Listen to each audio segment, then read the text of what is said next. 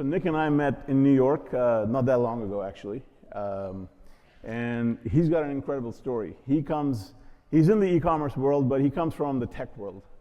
He never went to college, got his start in San Francisco during the tech boom. You joined a beverage company, and now you have Sharma Brands, which is just doing incredible work. Why don't you give a brief intro of yourself? Sure. So my 2-minute backstory is I was a terrible student in high school, as I think many entrepreneurs probably are at some point. I started doing social media management for different celebrities, including Pitbull and Priyanka Chopra. Actually, a Canada-based band called Magic. They had that song Rude. And that parlayed into, right after high school, finding an ad tech company that was launching. Cold emailed the founder, got myself an internship, then got myself a full-time job there. So I skipped college, or deferred college for a year, and I worked there, and then the plan was to go back, but I never did. Spent 2 years at the ad tech company, learned everything about advertising, bidding, programmatic advertising, how publishers work, et cetera, and then ended up basically freelancing, doing media buying as a freelancer for different publishers, different brands. One of those brands was a beverage company, and ended up going full-time with that beverage company called Hint. It's a flavored water company based in San Francisco. Then spent 2 years there building that e-commerce business to tens of millions of dollars. And that's when I learned the word DTC, or direct to consumer. And spent 2 years there, then got brought out to New York, joined an agency, and then ended up starting my own probably a few months later, and that's what Sharma Brands is today. Sweet. You started that 5.5 years ago, right? Correct. And now you guys are at 60 plus employees, brands like Feastables, Selena Gomez, Beckham. Like, walk us through like how that whole thing happened. I mean, initially I was always very intentional about making sure that the brands that we work with are prominent logos, right? The idea was that in 5 years from now, if I go raise a fund, I should just be able to open a binder of logos, and that should be the reason that you want to invest in this fund. I don't know if I'll end up doing that, but that kind of chase or that journey has definitely helped us make sure that we stay working with the prominent brands. I think also from a service standpoint, I always talk about this Sharma red carpet that our clients hear, and that's essentially this idea that whatever our clients need, we'll figure out, an answer. And we also have this rule internally. It's the 5-minute rule. So if a client messages us on Slack during the weekday before midnight Eastern time, we owe them a response within 5 minutes. So I think a lot of the things that we do on the client services side, the red carpet, the 5-minute response, the fact that we do a lot of this growth under one roof, we're not sharing data with multiple agencies, makes it very attractive to celebrity brands. 5 minutes. 5 minutes, yeah, it's legit. Dude, I don't know if I would want to work for you. So you're one of these people that has not just built a successful agency. You built a personal brand around you. You're like a celebrity in the e-commerce world. Was that always the intention? Did you want to create a Nik Sharma profile in addition to Sharma Brands, or did that just organically shape up? And curious if somebody else in the audience wants to create their own personal brand, what advice you got for them? Yeah, I mean, honestly, I think the people who intentionally try to create a personal brand are the worst people to do it. Like, they're the ones posting on LinkedIn with essays that get 4 likes. And the reason it gets 4 likes is because it's so disingenuous, and it's not you, it's not authentic, right?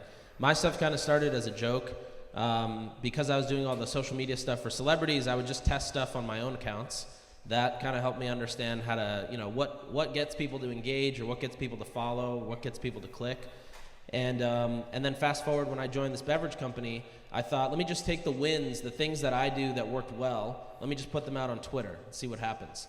And I remember the first time I did this, it was about an advertorial campaign that took us from 25 customers a day to 5,000 customers a day within 2 weeks.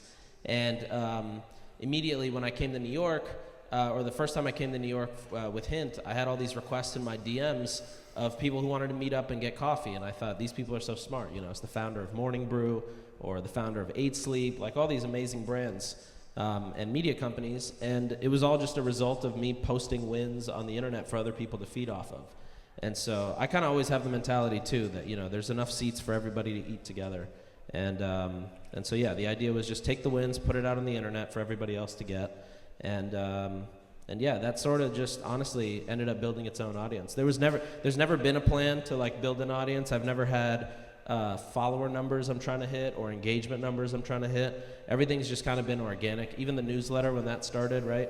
That was initially that was just to give a launch deck to a bunch of people who listened to a specific podcast I did with a YouTuber. And the way that you would get it was you had to text a phone number with a keyword, but a lot of people internationally couldn't text the number because they had a UK number, a Brazil number, whatever. And so I thought, all right, let me set up an email capture page, and that got, a few thousand submissions overnight. And then, the newsletter started growing. Now that's just under 100,000 Sunday readers. Wow. So this was never your goal. Like, it was a byproduct of just focusing on the things that actually matter. 100%. And I think that's the key to personal brand is the percentage of people who are scheduling posts or writing a bunch of posts at once and scheduling them out, the percentage of those people that don't end up building a genuine following or engaged following is pretty high. I think the ones that are more off the cuff, doesn't mean that if you schedule it's not going to work. It just means that from a content standpoint, you got to really put out what you're doing, or really think about it as documenting versus creating content. You mentioned a couple minutes ago how you were very selective with the brands you wanted to work with. It's almost like you were qualifying them rather than them qualifying you. And that's a very important mindset shift. Was that from the get-go, or was that because you had enough traction that you could actually be in the seat of the qualifier? Honestly, I think it's a combination of both. Like, I think we're very fortunate that all of our clients have been inbound, and generally they're people who have read the newsletter for 6 to 8 months. They become the best clients for us. So I think we're lucky in the sense that we get to filter through the leads that come in. But at the same time, I think that we're very good at a specific thing, and there's two ways to run a service business. One is you're very selective about who you work with because you know exactly what you're good at, and you're very confident in the overlap that you can have with a client, right, potential client, and the success that'll come from that. Or you just take everybody on as a client. And I chose to go the first way. It's a much slower way to grow as a business, but the quality of work that comes out and the excitement around the work is much better. Mm-hmm. Yeah, no, it's very much in line with the long-term thinking approach. You're not just going to take anybody. You have the values and the guardrails within which you. Amazing. I've had a few people here ask whether they should be working with an agency or have their own in-house teams.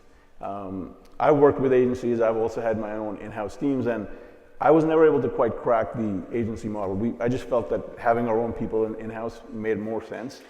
So for somebody who's getting started, what would you suggest to them they look out for when working with an agency? And also, how do they make the decision of doing it in-house versus working with somebody else? Totally. Honestly, it depends on a few things. So this is actually my favorite question to get by email, which is, here's my contacts. Should I go in-house or agency? And the answer is it really depends. If you're just starting a brand, you're bootstrapped, you're just starting a brand, you're about to spend less than 50 grand a month, or you're planning to spend less than 50 grand a month on ads, you actually don't need either. You need a freelancer. You need somebody who you can buy a third of their time every month, and they will, 33% of their brain is entirely focused on proactive thinking about how you're going to hit your goals. When you're going 0 to 1, it's really a game of testing and learning, and you have to be testing and learning very quick. So using an agency doesn't really work when you're going 0 to 1. Unless they're the ones launching you. If you've launched, you've already gotten out, you've tried some stuff, it's not working, and then you try to hire an agency, that's just not going to work. That's a recipe for failure. It's very rare that an agency that can take on a small client, I'm talking, less than, call it, $15,000 in monthly fees, not even spend, but just fees. It's rare that an agency can take on less than $15K in fees and truly move the needle, in the sense that, they're the talent that's going to help you go 0 to 1. A lot of the times, what Aaron was talking about is like figuring out how you get that product market fit, or crack that code, or find that angle, find that messaging. And that's really what you got to do to go 0 to 1. I have this concept where, you know, I say all you have to do is get to 3K a day in your daily Shopify revenue, right? Once you're at 3K a day, you're at $1 million a year. Then you got to get to 5K a day, and then you got to get to 10K, and then 15K. And all you have to do is just slowly increase that increment. But, you know, don't try to go balls to the wall up front. Just figure out how to get to 3K a day consistently. Figure out what works, and then go to the next thing. Once you figure out your product market fit, the messaging that works, the angles that work, you know, what type of ads work, what type of offers work, then it actually makes sense to get an agency if you don't have them from, you know, the pre-launch stage. Generally, I think, like, you know, from a spend standpoint, if you're spending more than a couple $1 million a month and you're not doing a lot of testing and learning, like, you know what works, you're just spending the spend, and you're spending, you know, $1 million or $2 million, it probably makes sense to bring that in-house when you think about the percentage you're going to pay out. But if you are doing a lot of testing and learning, you're trying to figure out, you know, how to crack that code, how to go from 10 million to 30 million or 30 million to 80 million. That's where an agency can be helpful, because you just get more bodies. You know, your dollar gets stretched further in terms of how many people you can get and resources you can get to work on your brand versus if you do that in-house. You spoke about offers just now. I remember you guys worked with Jolie, the beauty brand, and you had this offer for them where they had just an insane conversion rate, 80%. What goes into a good offer? Like, how do you craft an offer that's just irresistible, get people to take action? Yeah, so I think I always prioritize convenience, right? So convenience as it relates to the person coming to the site. What is the most convenient thing for them? Or how do you frame something to be convenient for them? For the Jolie example, this was Jolie. Does anybody know the brand Jolie? It's a shower head, filtered shower head brand. So it's a shower head, but it's positioned as a beauty tool. And when we launched this brand, one of the things that we created in the beginning was this water report. And this was the founder's idea, where you could put your zip code in, and we would go through the EPA's API with Klaviyo, immediately put your zip code into the API, grab the stats of the chemicals in your water, take that metadata, put it into your Klaviyo profile, fill out an email template, and send it out within a minute. And you could still do it if you just Google Jolie Water Report. And the idea was that, you know, initially this was lead gen and really just testing messaging. This was pre-launch, so we were trying to figure out what are the headlines that are getting the best click-through. What type of imagery is getting click-through? Is it lifestyle, UGC, you know, studio, black and white, animation, video ads, static ads, etc. And so through that testing, we ended up getting to this 80% conversion rate. And granted, this was just emails, but the quality of the people we were getting and the conversion rate that we were seeing led me to believe, like, I got to put all my money in this thing. This thing's going to rip. And it absolutely did. But what goes into a good offer, I would say, you know, good pricing. You got to think about sampling. So if you're a consumable product, you know, let's say you're a beverage or a food product or a snack, you need to think about who's this going to? Is this going to a family of 2, a family of 4? You know, is everybody going to get to try an equal amount of flavors? That's how you get repeat purchases, right? When people start to find their flavors. Some sort of a discount up front always helps. You can always do cash back up front. You could do, you know, HelloFresh started doing something where they give you now a gift on your 3rd subscription order. So I think the thing with offers is there's so many ways to do offers. There's so many levers you can pull: discounts, cash back, gift with purchase, you know, whatever it may be. And so to me, I feel like you got to test a bunch of offer stuff. And if anybody has questions on that, you can email me. I think I have an article I can send on how to build the perfect offer. Just curious, did you launch Jolie, or were they already out on the market? That was a brand that we helped launch. And that was the first offer? You got 80% of the first offer? Yeah, well, it was just for the water report. So it was really, the science was really about figuring out the perfect landing page. It's the same one that if you Google it, it's online now. But, you know, essentially trying to figure out, okay, the idea was, you know, we can't just sell a shower head. No one's going to buy a shower head. Right. No one's going to buy a filtered shower head. We have to position this as a beauty tool and really show you how this impacts, you know, it's kind of step 0 in your skincare routine or your makeup routine. And so that was kind of what we were tweaking to figure out with the landing page, and eventually we got to nail it. So I guess positioning it, right? Because shower head, this. Yeah, positioning is everything. I mean, there's another humidifier brand called Canopy in the States as well. And both these brands, Jolie and Canopy, follow this formula, which is, if you want to be beautiful, you subscribe to our products, and if you stop subscribing to our products, you'll become ugly again. And this formula takes these household appliances and has turned them into beauty brands, like legit beauty brands. And so, yeah, positioning goes a long way, right? I think that's what Aaron was saying about the weighted blankets, right? Everybody sells weighted blankets, but Hush is the one that took off here, and it comes down to positioning and how you message it, how you massage that messaging, your tone of voice, how you are perceived by your customers, how you're perceived by the greater market, all that kind of stuff. Mm-hmm. I'm just curious about how involved you are when these offers are being crafted. I mean, if you have 60 people, to maintain that level of quality, how do you disperse that throughout the company? Yeah, it's funny. Like I think of Sharma Brands as a productized version of me, and so I'm very involved in all the strategy piece. I'd say a lot of the executional stuff gets handled by the broader team, but any of the strategy or critical strategy is usually crafted by me. Some of you may know Ari Murray. She's my I heard a couple of woos there.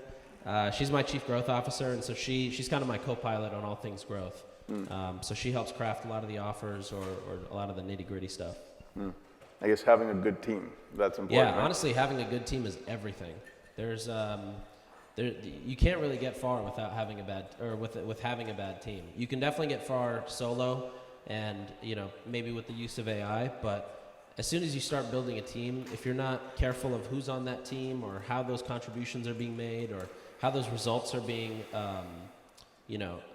the accountability of results that the team members are pulling, it could definitely destroy a company for sure.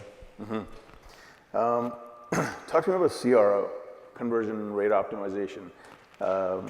You've talked a lot about that. I've heard some great insights. What would you say are the three main things somebody needs to keep in mind when they're thinking about conversion rates?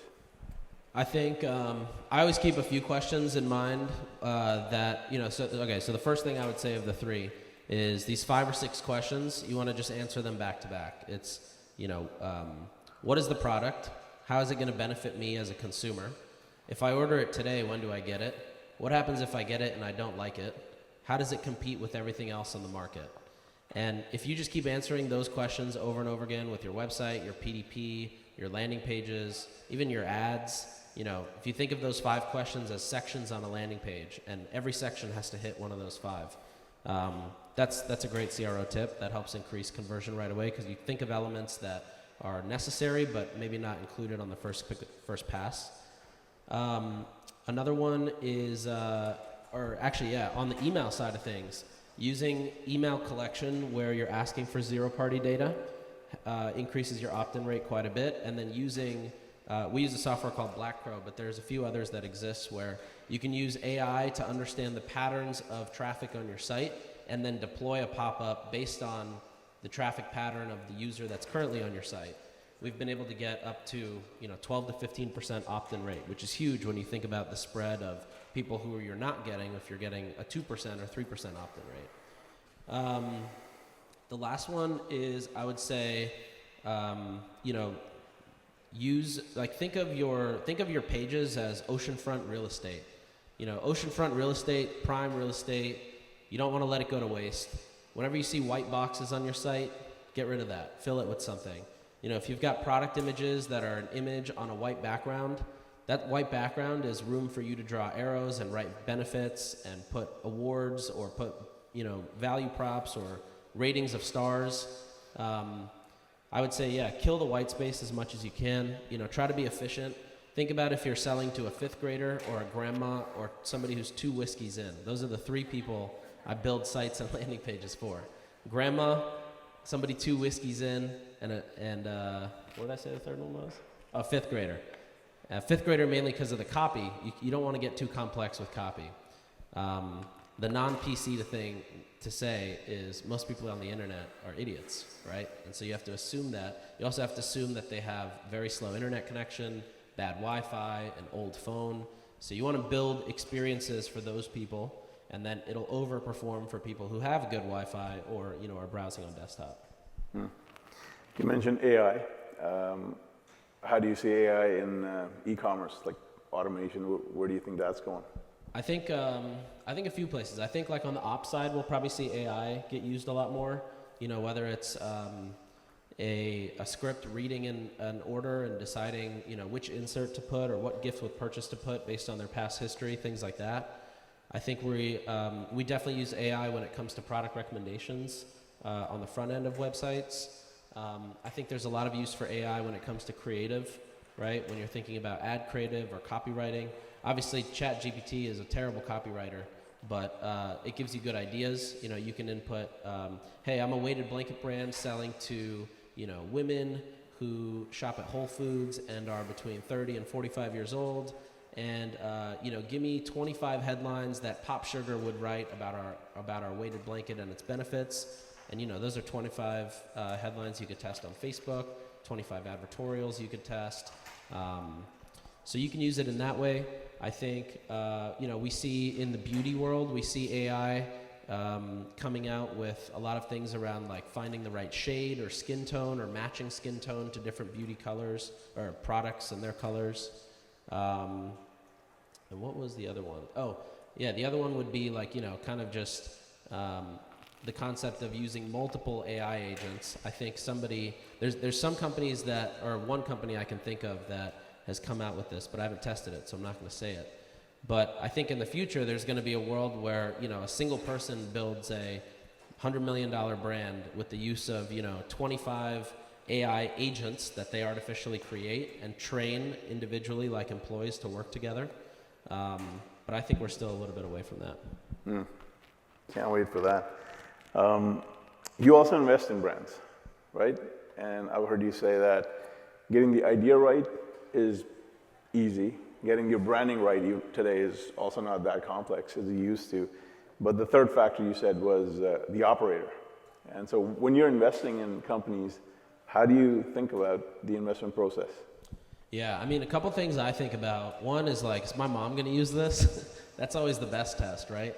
If there's some AI regenerative photo editing tool that's going to charge a bunch of money, or if it's the, you know, 37th men's skincare brand, you know, I'm generally not excited.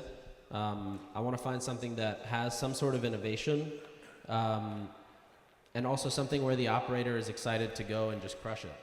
I think my best investments are companies where, you know, the operator has a chip on their shoulder. They're trying to, you know, prove something to the world. But I also think, you know, you gotta figure out how is this company getting to their $10 million mark in revenue? Otherwise, it's not investable, right? There's a lot of companies you want to invest in, but they have to be good investment decisions too. So I tend to look at distribution. You know, what is their unfair advantage on the distribution side? Is it that they have somebody who's got a massive following that's going to help push? Is it that their dad owns the factory that's making their comforters? Is it that their mom is the president of merchandising at Walmart, and that's how they're going to get in and get their first PO? You got to figure out what is the unfair advantage they have, because an idea is obviously great, but the distribution of that idea is what's going to bring your money back, right? And also allow something to be investable. If there's no method of distribution, it's not really investable yet. I've definitely slowed down on the investing side, generally just focused on investing in companies where distribution is set or distribution has become quite obvious. Yeah, and I guess also the other thing is like, does it solve a real world problem? Like, does it solve a problem that is actually needed, or is this just another product or another software company? I want to talk about cold emailing. You mentioned earlier, and I've heard you talk about how cold emailing is a skill that can really make or break somebody's career. And I've seen it myself, like people that are good at cold emailing do get a response from the people that they would never have thought. What's the Nik Sharma playbook to cold emailing? And also, is that part of the reason you've been able to land like Feastables, Beckham, Selena Gomez? Honestly, I would say the reason we were able to land these big ones was through content, like putting out long form content, and content kind of being the way for everybody else to see in my brain and kind of see how I think before they decide they want to work with us. The cold emailing has been great for so many other things, though. How many people here have sent cold emails in the last 30 days? Wow, we got no hustlers in here? Come on. Okay, I see some hands going up. I mean, for me, cold emailing is, it's like the magical key that can do whatever you want it to do. You could talk to Mark Cuban within 5 minutes if you cold email him. Or you could get in touch with you and come speak at this event. Whatever it may be, a cold email is something that I think everybody should send at least a cold email a day. I mean, why not? It'll take you 4 minutes to do. You could do it while you're pooping. And so the cold email, really the key is you have to, at the end, whoever's reading the cold email just needs to be able to say yes, no, or talk to this person instead. And so you just need to write an email that gets to that answer. It should be something that's very short and sweet. You got to think about somebody being super busy, reading this email as they're getting into an Uber, getting out of an Uber, maybe just about to sit down and they're waiting for the waiter to come take their order. Something that's like a 15-second read max. You've got social proof in the first line. You've got your ask in the second line, and get to a yes, no, or talk to this person. And what if you don't have social proof? What if you're not Nik Sharma? Then you do the same thing I did when I had no name, and you just lay it out. You say, hey Mark, I'm a huge fan of Shark Tank, blah, blah, blah. I run this company, and this is how old I am, and this is what I'm trying to do. Here's my ask. Let me know what you think. So you're telling me you got Mark Cuban on the phone one day? Yeah. Oh, yeah. Yeah. There was one time where I opened Twitter one day when I was just waking up, and I saw Mark Cuban was in the news for something. Morning Brew responded to him and said, we'd love to have you on our podcast and discuss this thing. And I immediately took a screenshot of that because I was like, here's the before picture. And then I emailed Mark and I said, hey, a friend of mine has a podcast that gets 2 million downloads. They'd love to have you on to talk about this. Do you have any time today to do it? And, his response came within 4 minutes and said, let's do it. And then connected him with Morning Brew. And he was on that show. He was on the show at like 2 p.m. that day. And so, it's not hard to, everybody reads their email, right? If anything, everybody reads their email. They probably don't read their DMs. They definitely read their text, but not everybody's number is accessible, but everybody reads their emails. Even if their assistant reads their emails, the emails stay in the inbox to get read by whoever the person is. And a lot of times you can just guess the email. If it's not a Gmail address, which is rare, then it's usually just like first@company or first initial last name at company. If you use like Superhuman to do email, then you can just type the email in the send box and press enter, and it'll validate it on the right side. It'll tell you who it matches to. Or you just Google free email address validator, put the guesses in, and see which one comes back as green. And then, then you have a good subject line, a good email, get to a yes, no, or talk to this person.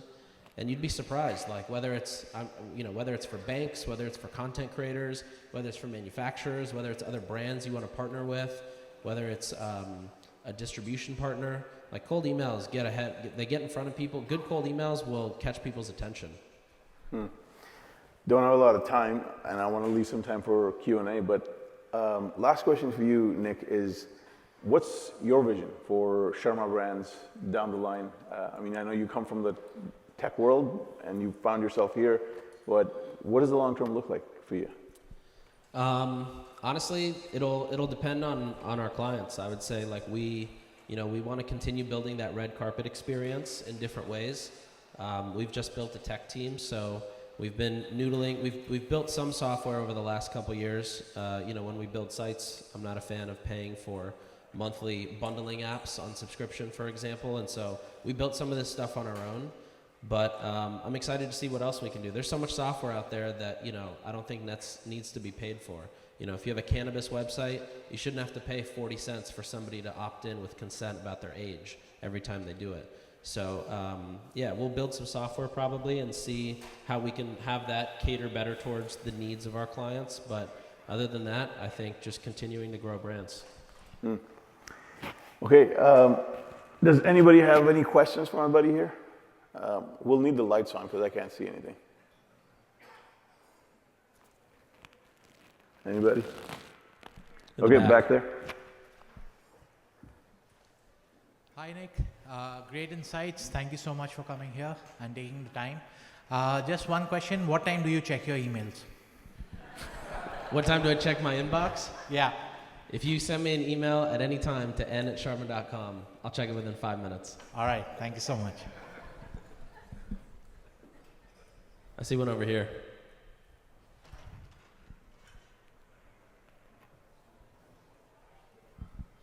Who wants, after this guy, who wants the next question? Right here. You can just scream. Yep.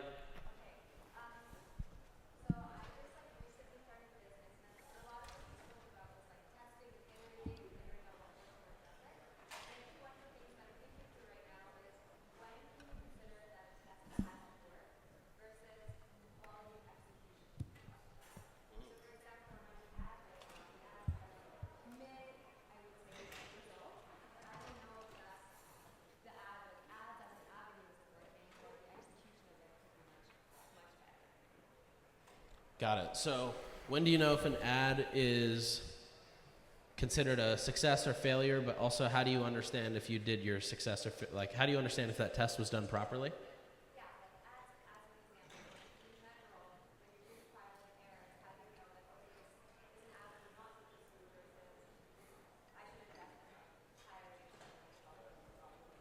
I see. What do you sell? Wait, I'm sorry, say that one more time? Okay, cool.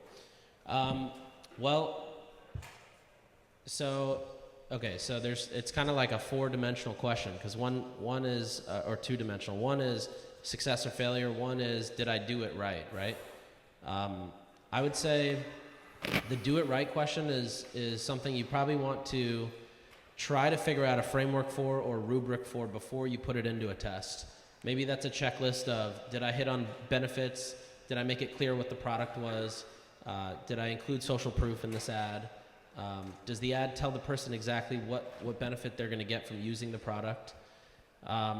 When you're testing, you want to try to isolate everything to one variable if possible. That said, I think like when you're first starting out and you're spending your first $100,000, most of the iterating within the ads is not going to be the thing that moves the needle. It's going to be figuring out what is that angle. So let's say you sell like a colostrum, right? If you're iterating on the ad about hair regrowth, and you're going back and forth on, okay, is this version of the hair ad better or is this version of the hair ad better? You're not going to see much difference between the two at a small level of spend compared to if you're like, all right, hair is one angle, anti-aging is another angle, better sleep's another angle, no brain fog in the morning is another angle, and just testing different angles like that. The best place to find those angles I've found is TikTok and Reddit.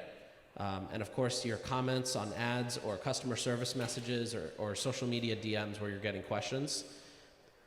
That's probably the best way to think about it is focus more on the angles that's going to sell somebody into the product before you go into the nitty gritty. Once you find, okay, there's an angle that's working, meaning the ad that you put up is getting a strong click-through rate, then you can start to figure out directly in the funnel where is that leak happening. So think of it as a pipe running across this room. The person comes in on the left side, and you got to figure out where the holes are along the way. It might be that the PDP doesn't have a comparison chart. It might be that the checkout doesn't reinforce social proof. It might be that you don't have a return policy listed on your PDP. And you want to just plug these holes, but you got to first start with the beginning and make sure you're getting the click. And then once people are getting to the PDP, are they adding it to cart? If not, that's where you got to diagnose the problem. Does that help a little bit? Cool. I can also chat after. There might be something more specific. Okay, unfortunately we're out of time here, but if anybody has questions for Nik, he's going to be here all day, so just grab him or shoot him an email because he tends to respond. The letter N @sharma.com. Yeah. Thanks, man. Thank you for doing this, huh? Of course.